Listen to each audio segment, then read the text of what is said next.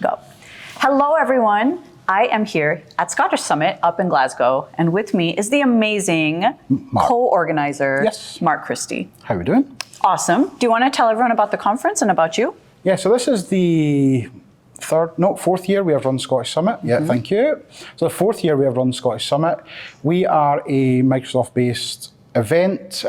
We have, I think we've got about 16 different sessions on every hour over the 2 days at the moment. So it's very good, over 1,000 people in attendance. So it's been a very busy day so far. Very busy. Honestly, this is my first time in person. I've attended virtually before, and this is not me like joking. This is easily the most accessible IRL conference I've ever been to, by a lot. And this is not an accessibility conference. It's a tech conference, hardcore technical topics, Power Platform Dynamics, M365, Azure. But everybody's talking about accessibility. Everyone's talking about inclusion. Why? Like, how did this even come to be? So I mean, I don't think there's a why.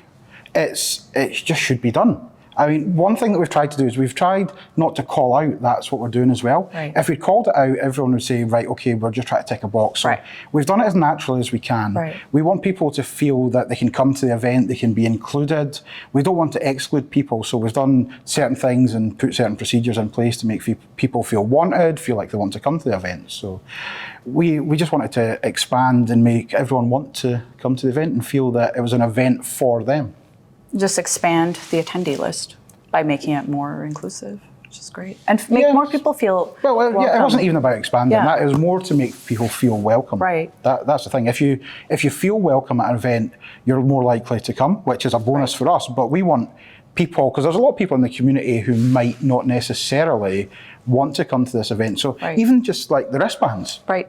So if you've got a pink wristband on, it means you're happy to be approached. If you've got a blue wristband on, it's just give me a little bit of space. I might want some time to myself. Just simple things like that. I like that a lot. Okay, so everybody wants to have more inclusive, accessible, welcoming events. Everybody. We get asked this constantly. What are 3 tips you have for other organizers? Okay. First one would just be ask.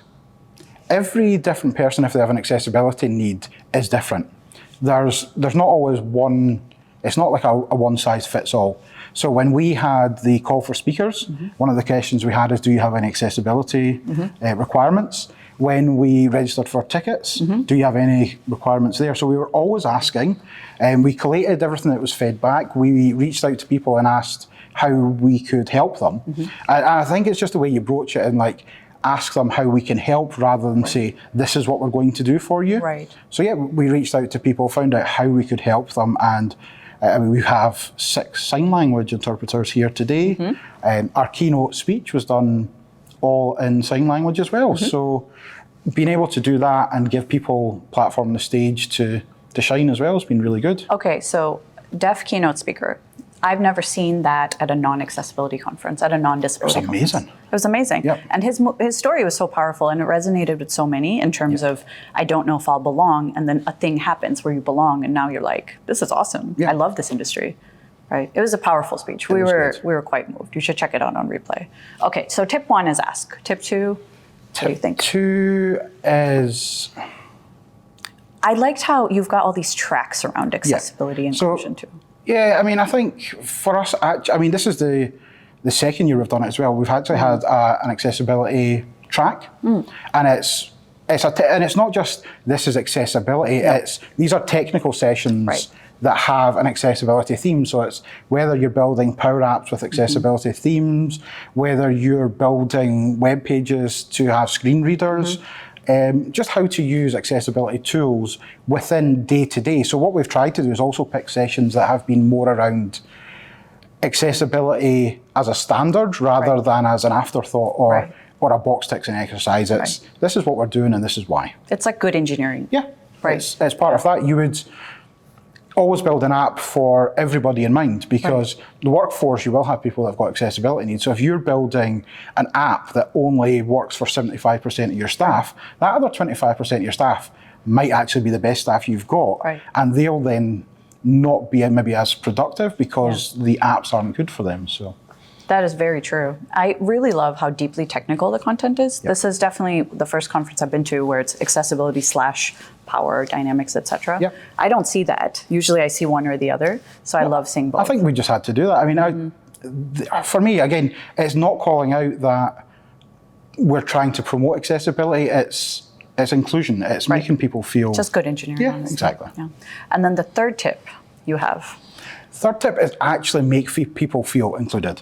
So we've got a group of volunteers that have been going around today. So if they've seen somebody that looks like they're sitting alone or somebody who looks like they may need that a bit additional support, volunteers have been approaching them. Or, I mean, obviously what happened earlier that you've seen, there was somebody sitting alone that I knew and said, right, okay, she's sitting on her own. Let's go and have a chat with her, see how she is. Yeah, So and just it makes making all the people, difference. make people feel wanted and included.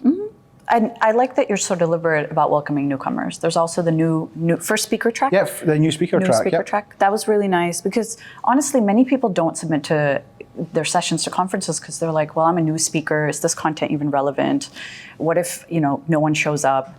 These rooms are packed with the new speakers. Yeah, They're more packed. Yeah, one of them, I think the gentleman's name was Jose. That was people sitting on the floor because it was so busy. And it's about second or third year we've done it. Right. We this year decided that we were not going to reject any new speakers. So every new speaker that applied did get I love that. a session. Whether it was a 25-minute or a 50-minute session, they've been included, they've been given support on how to present, how to write their slides and how to deliver content. Yeah. So and hopefully they'll be there next year. suddenly they're not a new speaker anymore. Exactly. Right? Now they're a veteran speaker. Yeah. Our keynote speaker was also first-time keynote. Yep. He's mentioned. And today he was telling me after, he's like, that was my first keynote. I'm like, not anymore. Not anymore. So Mark, thank you for putting on this amazing event. I've loved it. I'm so glad I got to experience this in person. Good, thank you for coming.